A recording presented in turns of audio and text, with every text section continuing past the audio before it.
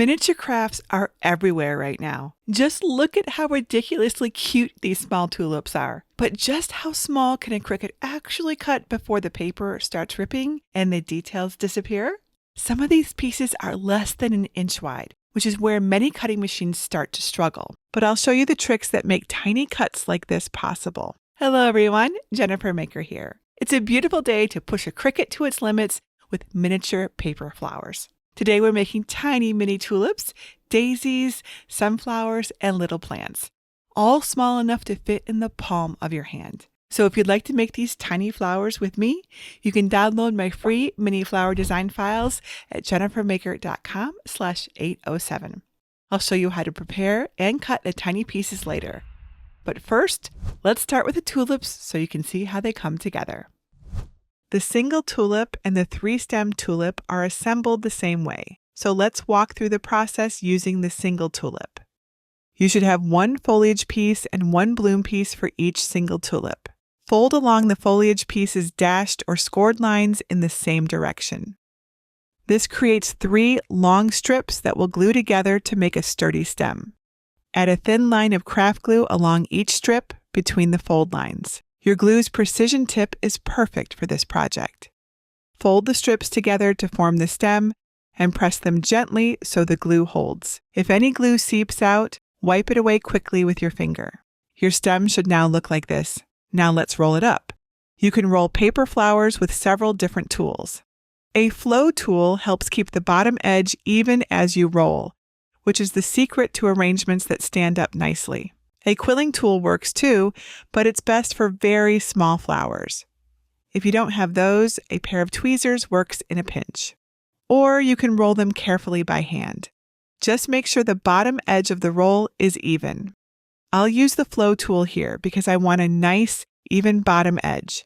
Take the bottom edge below the stem and insert it into the tool's slot. Keep the stem piece's end in place and roll the tool towards you, so the spiral begins winding around the spindle and itself. When almost the entire spiral is rolled around the spindle, add a dab of glue to the inside of the loose end and press it into place to attach it. Hold it together with your fingers until the glue is fully dry.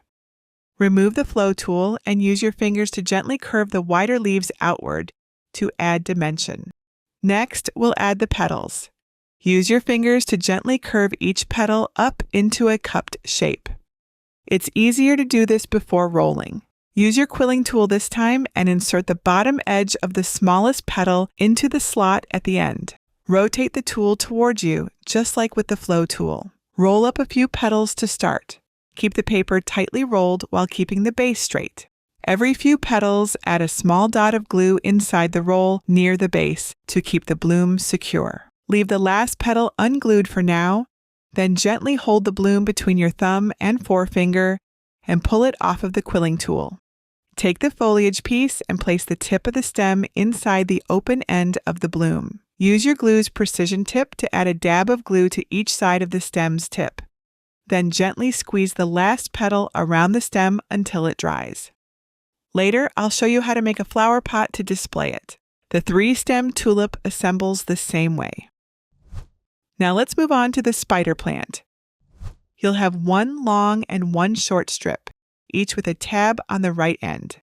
To make one long strip, grab the longer piece and apply a line of glue along the edge of the tab. Adhere the end without the tab of the shorter piece to the glued tab, so the leaves are equally spaced across the combined strip.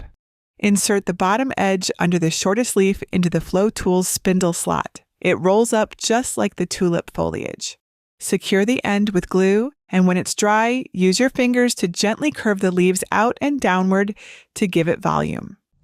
The jade plant is even simpler. It's one piece, and it rolls just like the spider plant. Insert the end with the short leaf into the flow tool, roll it towards you, and glue the end. Shape the leaves to bring it to life. The daisies have a few more pieces. You should have one foliage piece, 9 bloom base pieces, 9 bloom pieces, and 9 flower centers. Pair each light yellow petal layer with its darker yellow partner and center piece. Add a dot of glue to the back center of each light yellow bloom. Press it onto the matching darker bloom, staggering the petals so both layers show. Then add the centers. Curve the petals forward to add dimension. Before attaching the flowers, grab the flow tool and the foliage piece. Insert the bottom edge of the longest stem into the tool's spindle slot. Roll it towards you and glue the end. Find the side of the foliage that is opposite the seam. This will be the front. Apply glue to the front of the tallest stem's tip, then attach the back of one of the largest daisies. Keep adding the largest daisies to the longest stems and the shorter daisies to the shorter stems. When you run out of front-facing tips, add daisies to the sides and back. The sunflowers assemble just like the daisies. The flowers have more petals and a larger center. Follow the same steps to stack and glue the layers, and take your time lining everything up. And if you'd like to go even further with your flowers, inside Advance with Jennifer Maker, I show you how to design custom flower arrangements using elements from the member library, and even wrap them into a miniature bouquet. Go to jennifermaker.com/advance to learn more. And now comes the fun part, planting our tiny flowers into the cutest little potted plants. Grab your pot and dirt pieces. Curl the pot piece with your fingers so it keeps a curved shape. Then apply a line of glue along one short edge.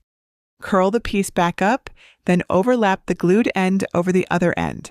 Make sure the top and bottom edges line up, then hold the seam together while it dries.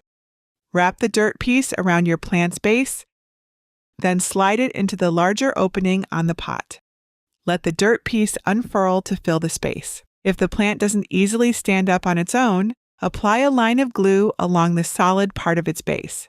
Insert the base back into the center of the rolled dirt piece in the pot. Then press and hold it against one side until the glue dries. Now you have a sweet and simple display for your mini paper flower.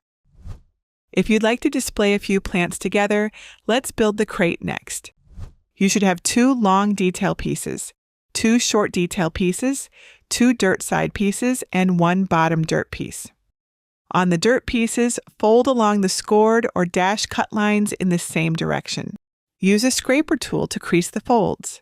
Place the folded dirt side pieces so the creases are pointing up. Grab one of the long crate sides and apply glue to one side. Adhere it to the longer section of one folded dirt piece, making sure the edges align. Now glue the crate's short side with a handle cut out to the smaller section of the dirt piece.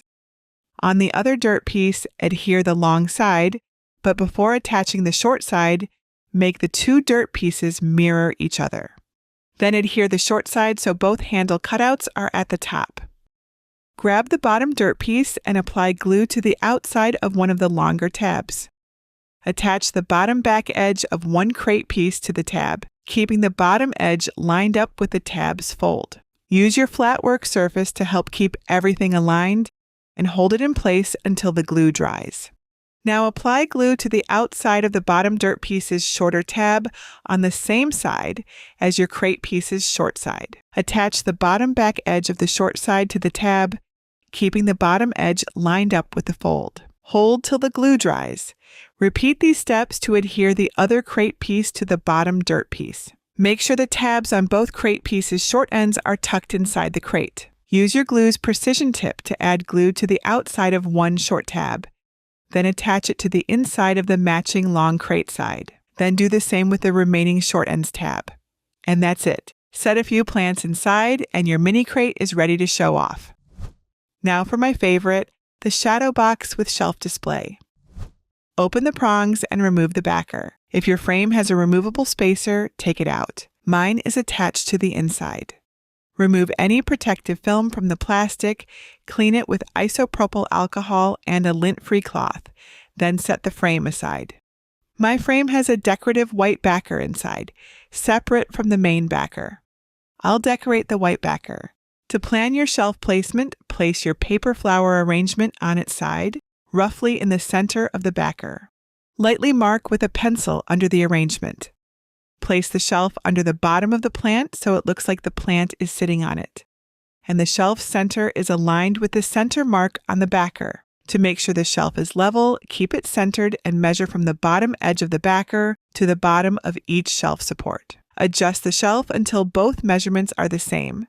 Then draw a light pencil line under and against the bottom edge. Remove the shelf, then add a line of strong super glue along the top edge of the pencil line. Press the shelf into place on the super glue. Make sure it looks level and centered before the glue dries. Apply some craft glue to the bottom of the potted plant. Press the pot down onto the top center of the shelf and hold it in place until the glue is completely dry. Grab your shadow box frame, turn your decorated backer over, then place it inside. Add the second backer if you have one and bend the prongs closed to secure it. What a lovely little display. Even though these pieces are tiny, your Cricut can still cut them cleanly with the right setup. And if you're brand new to Cricut, I have a beginner tutorial at CricutKickoff.com that walks you through the basics. Now let me show you how to cut mini flowers. If you haven't already, you can download my free design files at jennifermaker.com/807. Upload the SVGs of your choice to a blank canvas in Cricut Design Space. The tulips are grouped, so click the ungroup icon so you can work with them separately. About 3 assembled plants can fit in the crate, but I still need 2 more display options for my other flowers, so I'll duplicate the pot design for my other 2 flowers. If you want to change colors to match your cardstock, select the element you want to adjust and use the color box at the top to pick a new color. If you're using the score versions of the crate or tulips, click the arrow next to it in the Layers panel. Select the layer that looks like only lines. Then in the top menu, change the operation from Basic Cut to Score. Click the group layer with an arrow to select both layers, then click Attach. Make sure the correct machine is selected in the top right and click Make. Set each mat's material size to match your materials. I'll use 12 by 12 inch 65-pound cardstock for most of my mats and sturdy 92-pound cardstock for the crate, which is 8.5 by 11 inches. Click the first mat so it loads first on the next screen, then click Continue. Make sure your settings match the mat and paper type. I'll use the medium cardstock setting for my 65-pound cardstock mats, and more pressure for a cleaner cut. For the heavier 92-pound cardstock, I use the heavy cardstock setting with default pressure. A clean, sticky, standard grip machine mat keeps the paper from shifting while the blade cuts tiny shapes. So make sure it's free of debris from past projects and use a new mat if yours has lost its stick. If your new mat is too sticky, you can pat it with a clean cloth a few times to make it easier to work with. Place your cardstock face up on the mat, then use a brayer to make sure your cardstock is super well adhered. Check that your premium fine point blade is clean and in the clamp. Load the mat into your Cricut and begin the cut. Before unloading, use a weeding tool to gently lift a small cut area to check that the cut went through the paper. If needed, press the middle button again to cut a second pass. Unload the mat, flip it over onto your work surface, and roll it back to release your cut pieces. Use a spatula tool to help lift tiny pieces. Clean any leftover bits off of your mat with a scraper tool to keep it clean for your next cut. And that's how you make these adorable mini paper flower arrangements. Once you learn the rolling technique, you can mix flowers together and design your own tiny arrangements. And if you need a Cricut machine to cut these small, intricate projects like these, I do a free monthly giveaway. You can enter at jennifermaker.com/Cricut giveaway for your chance to win.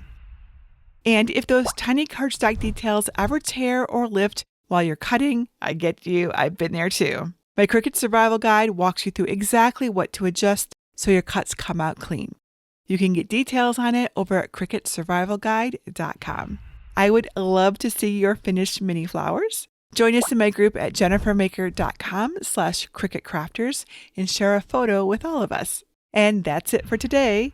Until next time, this is Jennifer Maker reminding you to craft a life you love.